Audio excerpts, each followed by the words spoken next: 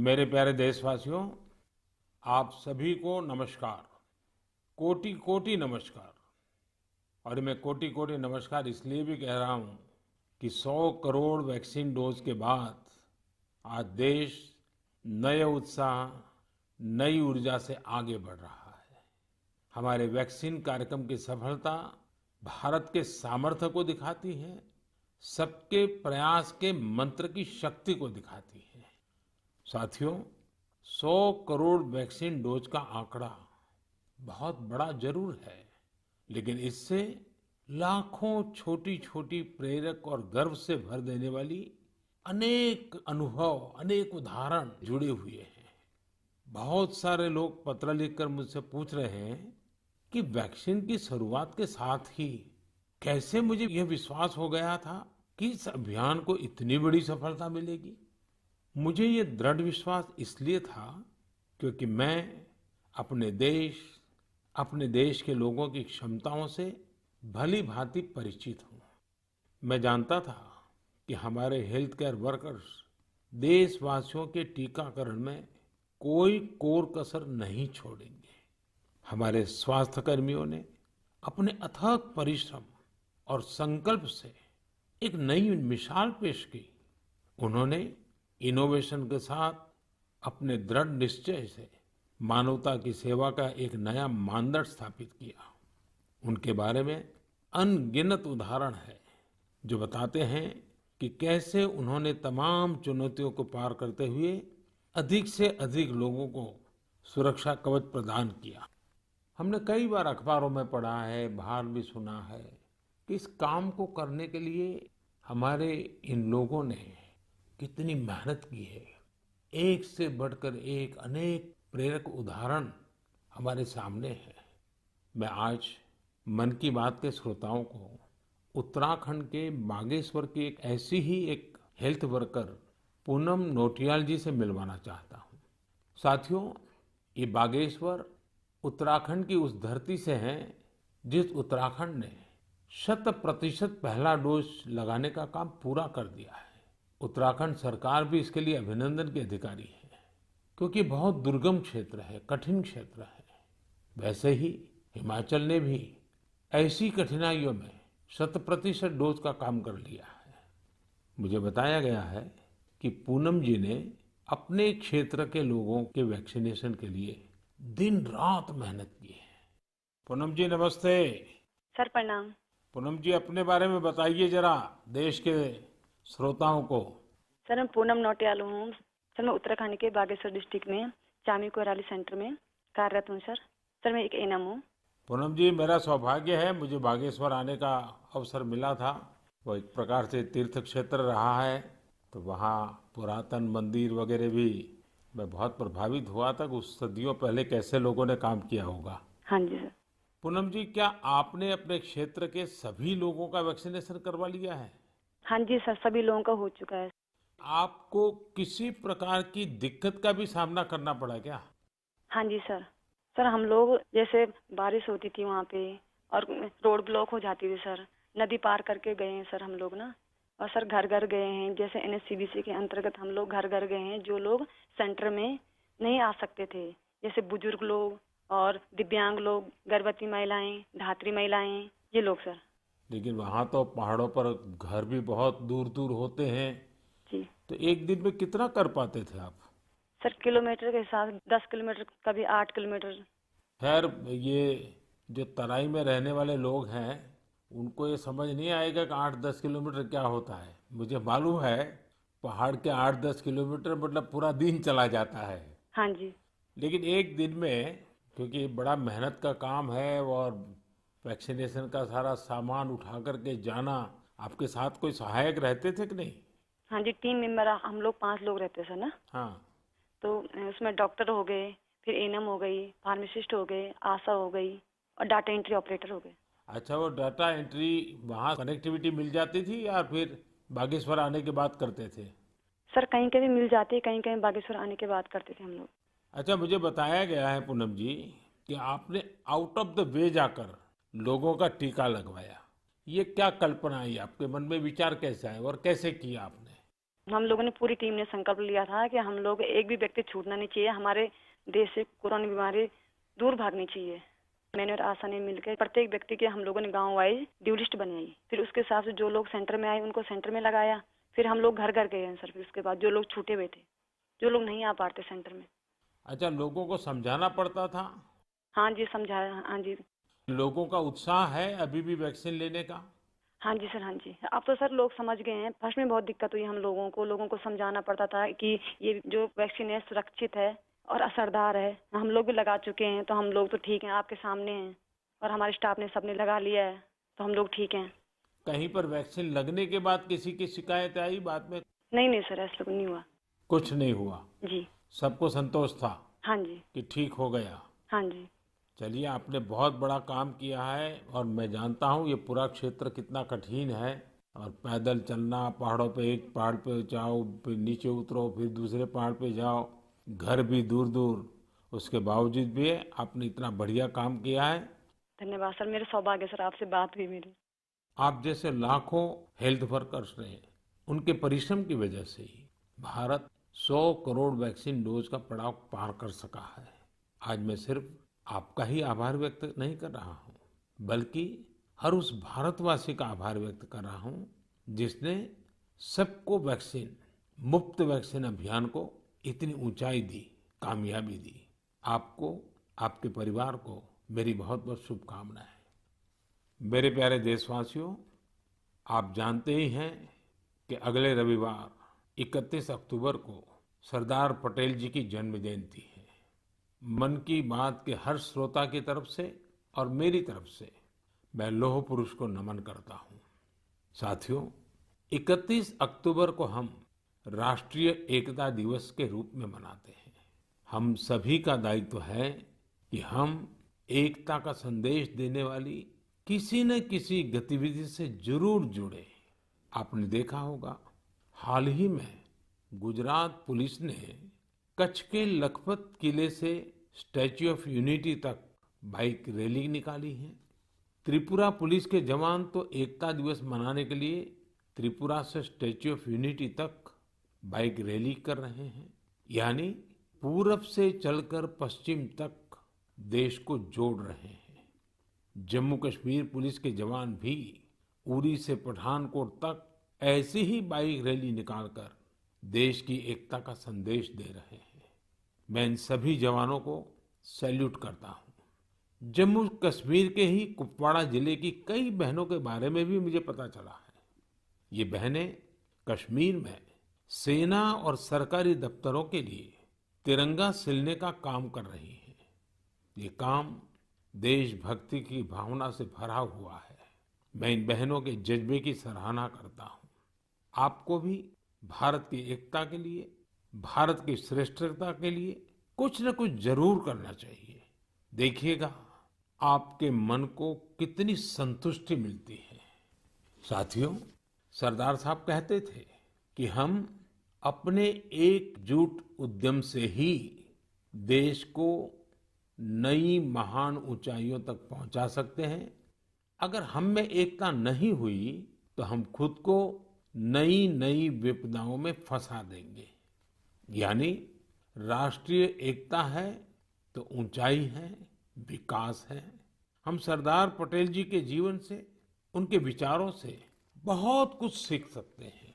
देश के सूचना और प्रसारण मंत्रालय ने भी हाल ही में सरदार साहब पर एक पिक्टोरियल बायोग्राफी भी पब्लिश की है। मैं चाहूंगा कि हमारे सभी युवा साथी इसे जरूर पढ़ें। इससे आपको दिलचस्प अंदाज में सरदार साहब के बारे में जानने का अवसर मिलेगा। प्यारे देशवासियों, जीवन निरंतर प्रगति चाहता है, विकास चाहता है, ऊंचाइयों को पार करना चाहता है। विज्ञान भले ही आगे बढ़ जाए, प्रगति की गति कितनी ही तेज हो जाए, भवन कितने ही भव्य बन जाए, लेकिन फिर भी जीवन अधूरापन अनुभव करता है। लेकिन जब इनमें गीत, संगीत, कला, नाट्य, नृत्य, साहित्य जुड़ जाता है तो इनकी आभा, इनकी जीवंतता अनेक गुना बढ़ जाती है। एक प्रकार से जीवन को सार्थक बनना है तो ये सब होना भी उतना ही जरूरी होता है। इसलिए ही कहा जाता है कि सभी विधाएं हमारे जीवन में एक कैटलिस्ट का काम करती है, हमारी ऊर्जा बढ़ाने का काम करती है। मानव मन के अंतर्मन को विकसित करने में, हमारे अंतर्मन की यात्रा का मार्ग बनाने में भी गीत, संगीत और विभिन्न कलाओं की बड़ी भूमिका होती है। और उनकी एक बड़ी ताकत ये होती है कि इन्हें न समय बांध सकता है, न सीमा बांध सकती है और न ही मत मतांतर बांध सकता है। अमृत महोत्सव में भी अपनी कला, संस्कृति, गीत, संगीत के रंग अवश्य भरने चाहिए। मुझे भी आपकी तरफ से अमृत महोत्सव और गीत संगीत कला की इस ताकत से जुड़े ढेरों सुझाव आ रहे हैं। ये सुझाव मेरे लिए बहुत मूल्यवान है। मैंने इन्हें संस्कृति मंत्रालय को अध्ययन के लिए भेजा था। मुझे खुशी है कि मंत्रालय ने इतने कम समय में इन सुझावों को बड़ा गंभीरता से लिया और उस पर काम भी किया। इन्हीं में से एक सुझाव है देशभक्ति के गीतों से जुड़ी प्रतियोगिता। आजादी की लड़ाई में अलग अलग भाषा, बोली में देशभक्ति के गीतों और भजनों ने पूरे देश को एकजुट किया था। अब अमृतकाल में हमारे युवा देशभक्ति के ऐसे ही गीत लिखकर इस आयोजन में और ऊर्जा भर सकते हैं। देशभक्ति के गीत मातृभाषा में हो सकते हैं, राष्ट्रभाषा में हो सकते हैं और अंग्रेजी में भी लिखे जा सकते हैं। लेकिन ये जरूरी है कि ये रचनाएं नए भारत की नई सोच वाली हो, देश की वर्तमान सफलता से प्रेरणा लेकर भविष्य के लिए देश को संकल्पित करने वाली हो। संस्कृति मंत्रालय की तैयारी तहसील स्तर से राष्ट्रीय स्तर तक इससे जुड़ी प्रतियोगिता कराने की है। साथियों, ऐसे ही मन की बात के एक श्रोता ने सुझाव दिया है कि अमृत महोत्सव को रंगोली कला से भी जोड़ा जाना चाहिए। हमारे यहाँ रंगोली के जरिए त्योहारों में रंग भरने की परंपरा तो सदियों से है। रंगोली में देश की विविधता के दर्शन होते हैं। अलग अलग राज्यों में अलग अलग नामों से अलग अलग थीम पर रंगोली बनाई जाती है। इसलिए संस्कृति मंत्रालय इससे भी जुड़ा एक नेशनल कंपटीशन करने जा रहा है। आप कल्पना करिए, जब आजादी के आंदोलन से जुड़ी रंगोली बनेगी, लोग अपने द्वार पर, दीवार पर किसी आजादी के मतवाले का चित्र बनाएंगे, आजादी की इस घटना को रंगों से दिखाएंगे, तो अमृत महोत्सव का भी रंग और बढ़ जाएगा। साथियों, एक और विधा हमारे यहाँ लोरी की भी है। हमारे यहाँ लोरी के जरिए छोटे बच्चों को संस्कार दिए जाते हैं, संस्कृति से उनका परिचय करवाया जाता है। लोरी की भी अपनी विविधता है, तो क्यों न हम अमृतकाल में इस कला को भी पुनर्जीवित करें और देशभक्ति से जुड़ी ऐसी लोरियां लिखें, कविताएं, गीत, कुछ न कुछ जरूर लिखें जो बड़ी आसानी से हर घर में माताएं अपने छोटे छोटे बच्चों को सुना सके। इन लोरियों में आधुनिक भारत का संदर्भ हो, 21वीं सदी के भारत के सपनों का दर्शन हो, उसका संदर्भ हो। आप सब श्रोताओं के सुझाव के बाद मंत्रालय ने इससे जुड़ी प्रतियोगिता भी कराने का निर्णय लिया है। साथियों, ये तीनों प्रतियोगिताएं 31 अक्टूबर को सरदार साहब की जयंती से शुरू होने जा रही हैं। आने वाले दिनों में संस्कृति मंत्रालय इससे जुड़ी सारी जानकारी देगा। ये जानकारी मंत्रालय की वेबसाइट पर भी रहेगी और सोशल मीडिया पर भी दी जाएगी। मैं चाहूंगा कि आप सभी इससे जुड़े, हमारे युवा साथी जरूर इसमें अपनी कला का, अपनी प्रतिभा का प्रदर्शन करें। इससे आपके इलाके की कला और संस्कृति भी देश के कोने कोने तक पहुंचेगी। आपकी कहानियां पूरा देश सुनेगा। प्यारे देशवासियों, इस समय हम अमृत महोत्सव में देश के वीर बेटे बेटियों को, उन महान पुण्य आत्माओं को याद कर रहे हैं।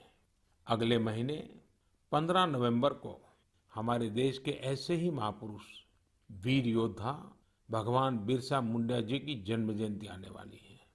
भगवान बिरसा मुंडा को धरती आबा भी कहा जाता है।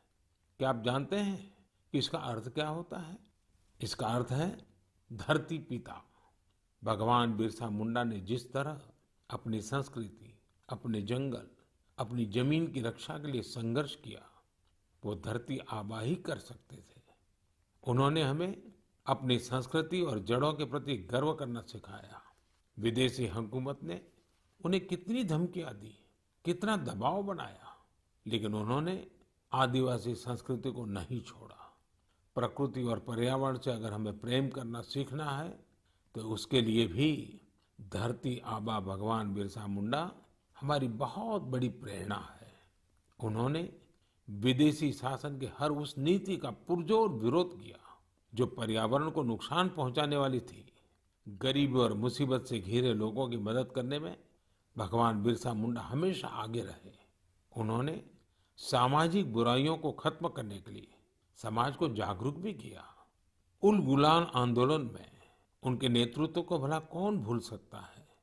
इस आंदोलन ने अंग्रेजों को झकझोर कर रख दिया था, जिसके बाद अंग्रेजों ने भगवान बिरसा मुंडा पर बहुत बड़ा इनाम रखा था। ब्रिटिश हुकूमत ने उन्हें जेल में डाला। उन्हें इस कदर प्रताड़ित किया गया कि 25 साल से भी कम उम्र में वो हमें छोड़ गए। वो हमें छोड़कर गए, लेकिन केवल शरीर से। जनमानस में तो भगवान बिरसा मुंडा हमेशा हमेशा के लिए रचे बसे हुए हैं। लोगों के लिए उनका जीवन एक प्रेरणा शक्ति बना हुआ है। आज भी उनके साहस और वीरता से भरे लोकगीत और कहानियां भारत के मध्य इलाके में बेहद लोकप्रिय हैं। मैं धरती आबा बिरसा मुंडा को नमन करता हूं और युवाओं से आग्रह करता हूं कि उनके बारे में और पढ़ें। भारत के स्वतंत्रता संग्राम में हमारे आदिवासी समूह के विशिष्ट योगदान के बारे में आप जितना जानेंगे, उतनी ही गौरव की अनुभूति होगी। मेरे प्यारे देशवासियों, आज 24 अक्टूबर को यूएन डे यानी संयुक्त राष्ट्र दिवस मनाया जाता है। ये वो दिन है जब संयुक्त राष्ट्र का गठन हुआ था। संयुक्त राष्ट्र की स्थापना के समय से ही भारत इससे जुड़ा रहा है। क्या आप जानते हैं कि भारत ने आजादी से पहले 1945 में ही संयुक्त राष्ट्र के चार्टर पर हस्ताक्षर किए थे। संयुक्त राष्ट्र से जुड़ा एक अनोखा पहलू ये है कि संयुक्त राष्ट्र का प्रभाव और उसकी शक्ति बढ़ाने में भारत की नारी शक्ति ने बड़ी भूमिका निभाई है। 1947-48 में जब यूएन ह्यूमन राइट्स का यूनिवर्सल डिक्लेरेशन तैयार हो रहा था, तो उस डिक्लेरेशन में लिखा जा रहा था all man are created equal. लेकिन भारत के एक डेलीगेट ने इस पर आपत्ति जताई और फिर यूनिवर्सल डिक्लेरेशन में लिखा गया all human beings are created equal. ये बात जेंडर इक्वलिटी की भारत की सदियों पुरानी परंपरा के अनुरूप थी। क्या आप जानते हैं कि श्रीमती हंसा मेहता वो डेलीगेट थी जिनकी वजह से ये संभव हो पाया। उसी दौरान एक अन्य डेलीगेट श्रीमती लक्ष्मी मेनन ने जेंडर इक्वलिटी के मुद्दे पर जोरदार तरीके से अपनी बात रखी थी। यही नहीं, 1953 में श्रीमती विजया लक्ष्मी पंडित यूएन जनरल असेंबली की पहली महिला प्रेसिडेंट भी बनी थी। साथियों, हम उस भूमि के लोग हैं जो ये विश्वास करते हैं, जो ये प्रार्थना करते हैं, ओम द्यौः शांति, अंतरिक्षम शांति, पृथ्वी शांति, आपः शांति, औषधयः शांति, वनस्पतयः शांति, विश्वे देवा शांति, ब्रह्म शांति, सर्वम शांति, शांति एव शांति, सामा शांतिरेधि, ओम शांति शांति शांति। भारत ने सदैव विश्व शांति के लिए काम किया है। हमें इस बात का गर्व है कि भारत 1950 के दशक से लगातार संयुक्त राष्ट्र शांति मिशन का हिस्सा रहा है। गरीबी हटाने, क्लाइमेट चेंज और श्रमिकों से संबंधित मुद्दों के समाधान में भी भारत अग्रणी भूमिका निभा रहा है। इसके अलावा योग और आयुष को लोकप्रिय बनाने के लिए भारत WHO यानी वर्ल्ड हेल्थ ऑर्गेनाइजेशन के साथ मिलकर काम कर रहा है। मार्च 2021 में WHO ने घोषणा की थी कि भारत में पारंपरिक चिकित्सा के लिए एक ग्लोबल सेंटर स्थापित किया जाएगा। साथियों, संयुक्त राष्ट्र के बारे में बात करते हुए आज मुझे अटल जी के शब्द भी याद आ रहे हैं। 1977 में उन्होंने संयुक्त राष्ट्र को हिंदी में संबोधित कर इतिहास रच दिया था। आज मैं मन की बात के श्रोताओं को अटल जी के उस संबोधन का एक अंश सुनाना चाहता हूँ। सुनिए अटल जी की ओजस्वी आवाज। यहाँ मैं राष्ट्रों की सत्ता और महत्ता के बारे में नहीं सोच रहा हूं। आम आदमी की प्रतिष्ठा और प्रगति मेरे लिए कहीं अधिक महत्व रखती है। अंततः हमारी सफलताएं और असफलताएं केवल एक ही मापदंड से नापी जानी चाहिए कि क्या हम पूरे मानव समाज, वस्तुतः हर नर नारी और बालक के लिए न्याय और गरिमा की आश्वस्ति देने में प्रयत्नशील हैं। साथियों, अटल जी की ये बातें हमें आज भी दिशा दिखाती हैं। इस धरती को एक बेहतर और सुरक्षित प्लेनेट बनाने में भारत का योगदान विश्व भर के लिए बहुत बड़ी प्रेरणा है। मेरे प्यारे देशवासियों, अभी कुछ दिन पहले ही 21 अक्टूबर को हमने पुलिस स्मृति दिवस मनाया है। पुलिस के जिन साथियों ने देश सेवा में अपने प्राण न्यौछावर किए हैं, इस दिन हम उन्हें विशेष तौर पर याद करते हैं। मैं आज अपने इन पुलिस कर्मियों के साथ ही उनके परिवारों को भी याद करना चाहूंगा। परिवार के सहयोग और त्याग के बिना पुलिस जैसी कठिन सेवा बहुत मुश्किल है। पुलिस सेवा से जुड़ी एक और बात जो मैं मन की बात के श्रोताओं को बताना चाहता हूँ। पहले धारणा बन गई थी कि सेना और पुलिस जैसी सेवा केवल पुरुषों के लिए ही होती है, लेकिन आज ऐसा नहीं है। Bureau of police research and development के आंकड़े बताते हैं कि पिछले कुछ वर्षों में महिला पुलिस कर्मियों की संख्या डबल हो गई है, दोगुनी हो गई है। 2014 में जहां इनकी संख्या 1,05,000 के करीब थी, वहीं 2020 तक इसमें 2 गुने से भी ज्यादा की बढ़ोतरी हुई है और ये संख्या अब 2,15,000 तक पहुंच गई है। यहाँ तक कि सेंट्रल आर्म पुलिस फोर्सेस में भी पिछले 7 सालों में महिलाओं की संख्या लगभग दोगुनी हुई है। और मैं केवल संख्या की ही बात नहीं करता। आज देश की बेटियां कठिन से कठिन ड्यूटी भी पूरी ताकत और हौसले से कर रही हैं। उदाहरण के लिए कई बेटियां अभी सबसे कठिन माने जाने वाली ट्रेनिंग में से एक स्पेशलाइज्ड जंगल वॉरफेयर कमांडोज की ट्रेनिंग ले रही हैं। ये हमारी कोबरा बटालियन का हिस्सा बनेगी। साथियों, आज हम एयरपोर्ट जाते हैं, मेट्रो स्टेशन जाते हैं या सरकारी दफ्तरों को देखते हैं।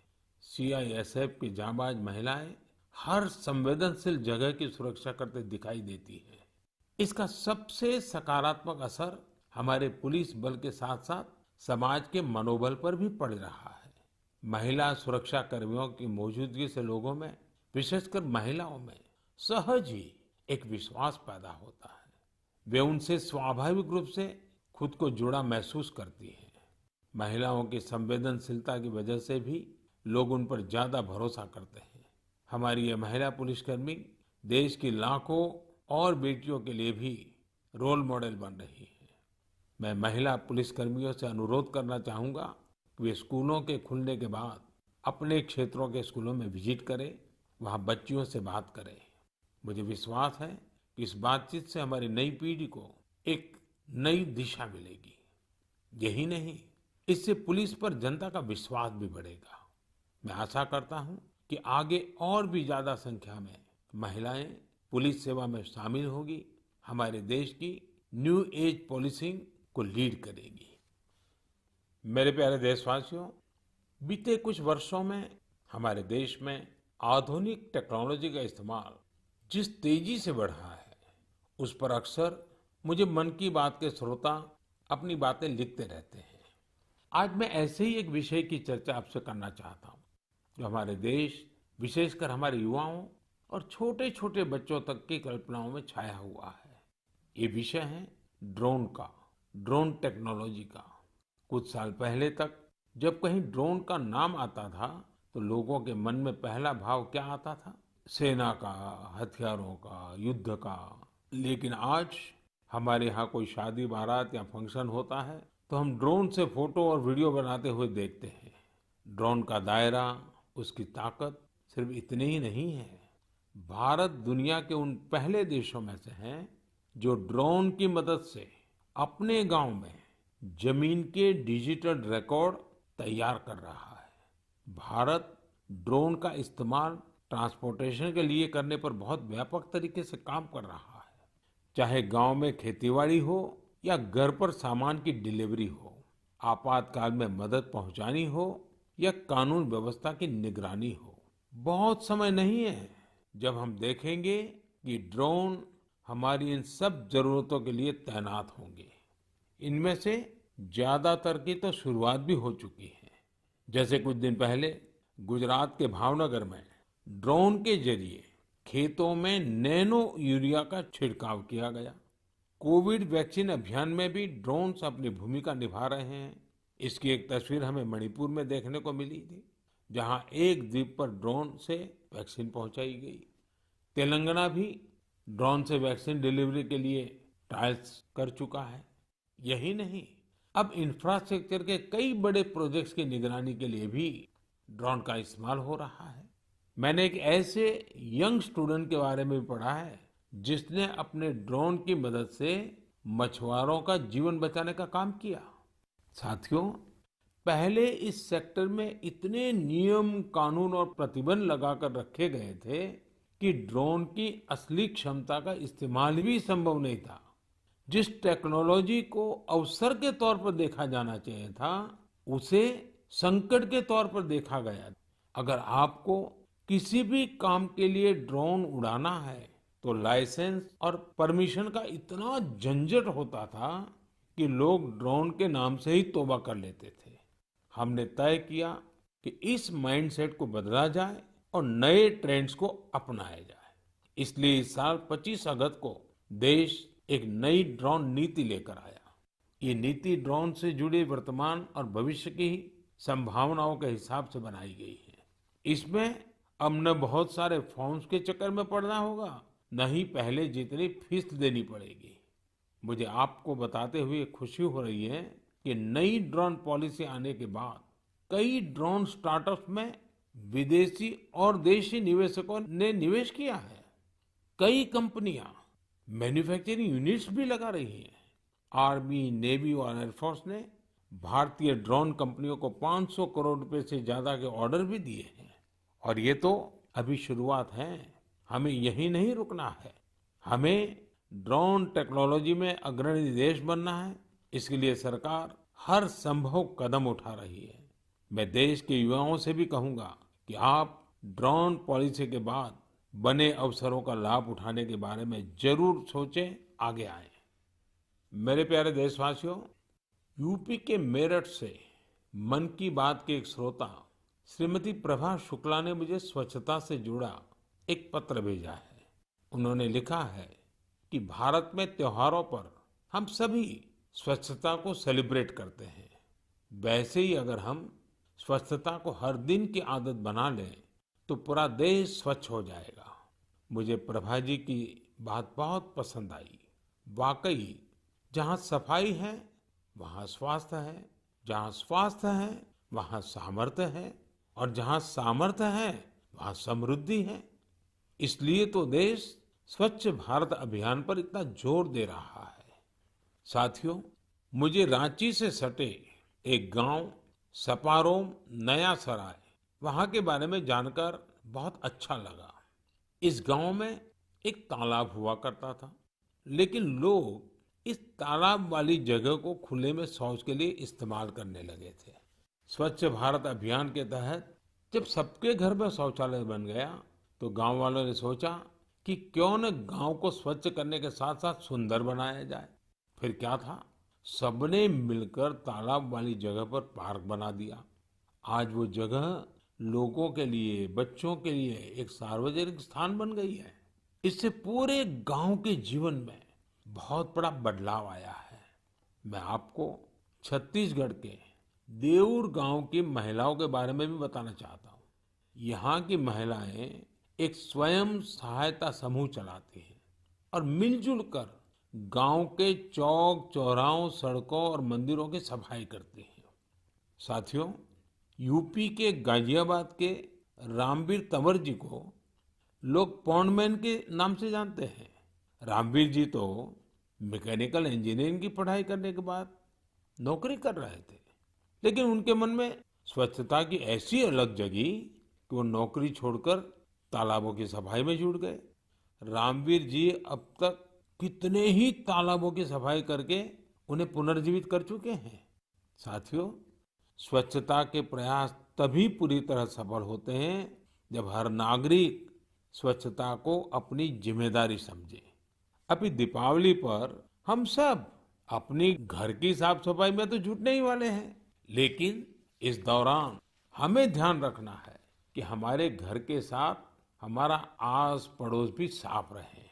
ऐसा नहीं होना चाहिए कि हम अपना घर तो साफ करें, लेकिन हमारे घर की गंदगी हमारे घर के बाहर हमारी सड़कों पर पहुंच जाए। और हाँ, मैं जब स्वच्छता की बात करता हूं तब कृपा करके सिंगल यूज प्लास्टिक से मुक्ति की बात हमें कभी भी भूलना नहीं है। तो आइए हम संकल्प लें कि स्वच्छ भारत अभियान के उत्साह को कम नहीं होने देंगे।